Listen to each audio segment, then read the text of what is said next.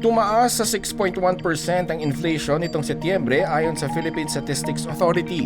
Mas mabilis ito kumpara sa 5.3% inflation rate na naitala noong Agosto.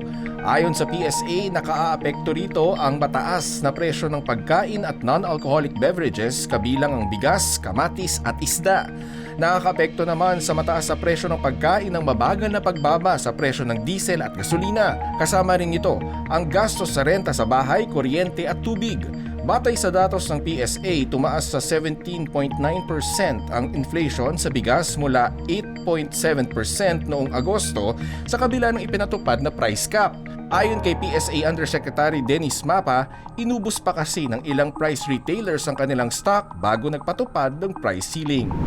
Pasok na sa finals ang Pinoy boxer na si Yomir Marshall matapos niyang pabagsakin via knockout si Ahmad Gosun ng Syria sa men's 80 kg semifinal category ng 19th Asian Games sa Hangzhou, China. Makakalaban ni Marshall ang home bet na si Tanglatihan Tuterbayke para sa gintong medalya.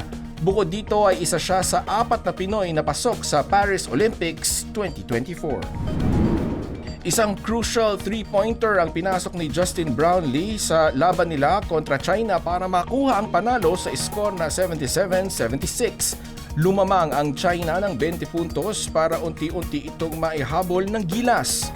Sumandal ang gilas kay Brownlee na may 33 points at may 5 3-pointers. 13 points naman ang ambag ni Scottie Thompson at tig 8 points naman si Junmar Fajardo at CJ Perez. Makakalaban ng Gilas Pilipinas ang Jordan para sa gold medal match. Manatiling nakatutok sa may init na balita, Zandro Ochona para sa All TV News.